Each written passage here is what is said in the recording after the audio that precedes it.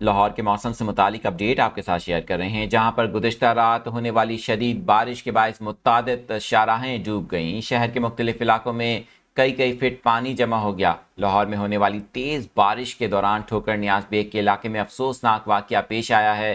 اس حادثے کے نتیجے میں گھر کی چھت گرنے سے ایک ہی خاندان کے 5 افراد جاں بحق اور 2 زخمی ہو گئے۔ لاہور شہر میں کئی گھنٹے تک بارش کا سلسلہ جاری رہا۔